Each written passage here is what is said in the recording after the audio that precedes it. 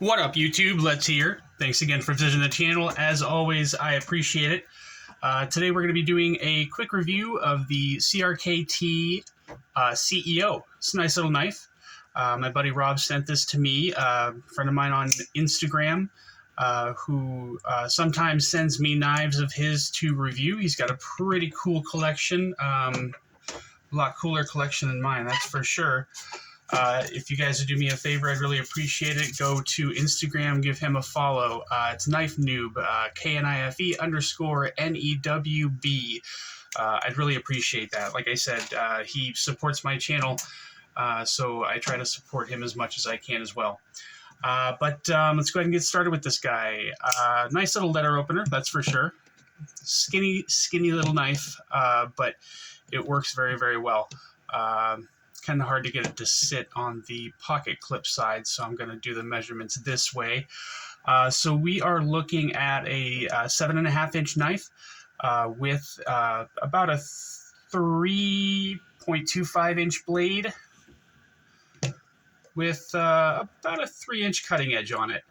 Let's do the size comparisons here. I didn't take my knives back out. I've been trying to get my setup fixed so that this looks a little better and doesn't look quite so crappy. So hopefully the lighting is better and the picture quality is better as well. Ontario Rat 1 is a little bit bigger than this guy, and the Ontario Rat 2 is obviously going to be a little bit smaller.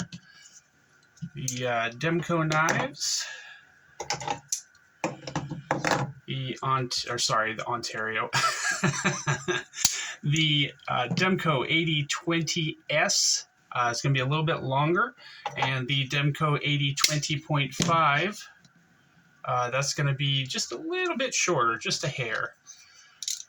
And the Spyderco's, got the Spyderco Para 2, Paramilitary 2, sorry. That's a little bit bigger, and the Para 3, that's going to be a little bit smaller than the CEO. Carry profile. When these are closed, almost caught my finger there.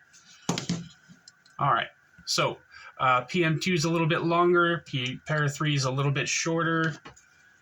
Thickness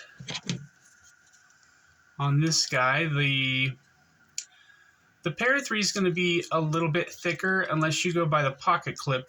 Then the Para 3 is obviously going to be a little bit thinner, and this guy obviously is going to be way shorter than the hump on the Para 3. Get a weight on this guy. Oops. Okay. See if we are zeroed out here still. Okay, good. So it's definitely going to be a lightweight knife, 2.1 ounces. Yeah, 2.1 ounces, so that's good. And the blade stock thickness, we're going to have to open this up because the blade goes all the way down into the handle. Let's see here. All right, is that zeroed out? Nope. Okay. So we are looking at about 87 thousandths there. That's a very thin blade, you guys. All right, good. So what can I say about this knife? It's little. That's for sure. But it actually, I like it a lot more than I expected to. I don't know if it's just because it's a nice little slicer or what. It's not too hard to engage with the thumb stud. I will say I thought it was going to be a lot harder than it is. Just having this tiny little cutout here, it still comes up just enough for your thumb to be able to catch it and open it up. Where I run into trouble is disengaging or undoing the lock, just because my thumbs are huge, and it's hard for me to get my thumb in there to really disengage the lock. but I can do it. It's just tough. It's definitely not something that I would carry on a daily basis, but for somebody with smaller hands, or somebody that works in an office every day, this kind of thing is sort of ideal. So that's good. So you are looking at here, the blade is D2, at least I think it is. It doesn't really say anything on the blade about what the blade steel is, but the lower price version of this guy, the $60 version, comes in D2. There is a more expensive version that comes in S35VN. That one is, I believe, $120. But the budget version of this guy comes in at $60. I don't know if I've ever talked about what my idea of a budget knife is, as far as price range goes. You kind of start out like 40 or 50 bucks, and kind of work your way up to about 100. In my opinion, a budget blade is anything below $100. I'd say between 50 and 80 bucks normally. But if, in my consideration, when I'm thinking about buying a knife, what I would consider to be a budget knife is something under $100. It's different for everybody. Some people may disagree with me on that. That's okay. Nothing wrong with that. So anyway, you are looking at, like I said, D2 blade here, drop point, no blade play left, right, up or down. This is running on bearings. You've got a G10 handle scales on stainless steel liners, and this is a liner lock.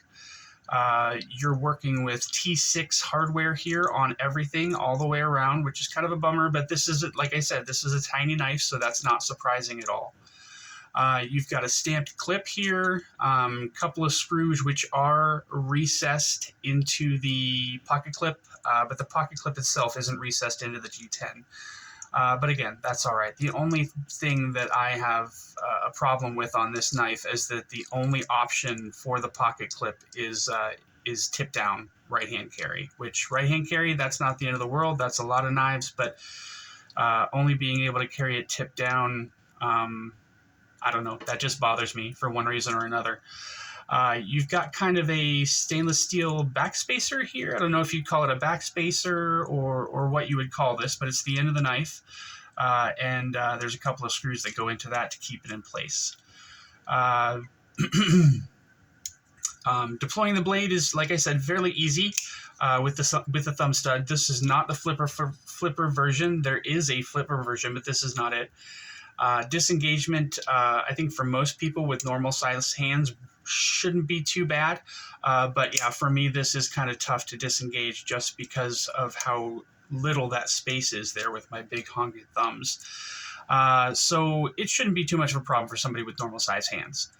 The action on this guy is pretty good. It opens easily. It doesn't necessarily drop shut. Takes a lot of encouragement, but that's a super light blade there, so that's not surprising either. This is perfect, like I said, for some kind of office use, opening letters, opening boxes, cutting tape, stuff like that. But it's definitely not a hard use knife for sure. This has what looks like a flat grind. I can't tell if it's hollow or not, but it looks like a flat grind to me, which goes about halfway up the blade. You've got a flat that carries out about to 70% of the blade here. No fuller or anything like that, but I don't know that there's room on the blade for that. Not a lot of billboarding on the blade either. It's just got the CRKT logo here, and then there is actually quite a bit. You've got the says Rogers Design. It says CEO, the name of the knife, which CRKT has a tendency to do, and you've also got the serial number back here. Obviously, only one side for the thumb stud. Like I said, this is not an ambidextrous knife by any means. The D10 on this guy is really good. It's not too light, not too solid. It seems perfect to me. You can't really choke up on this knife at all, but again, you're not going to end up in situations where you have to get a really good lock-in on this knife. It's just kind of a light use, light cutting tasks sort of knife. what else can I tell you? Did I tell you guys? I think I told you guys that this is a $60 knife at the lowest cost. And again, it does go up to $120, I believe, for the S35 version. These are available on most sites currently. If you are interested in it and you'd like to buy this knife, they definitely are available. So I think that's probably it for this particular knife, for this review. I hope you guys enjoyed the video. If you did, please like and subscribe. I'll be coming out with some more videos later on today, so keep an eye out for those. I hope you guys enjoyed the video. Thanks again. Stay up, y'all. Take it easy. Bye.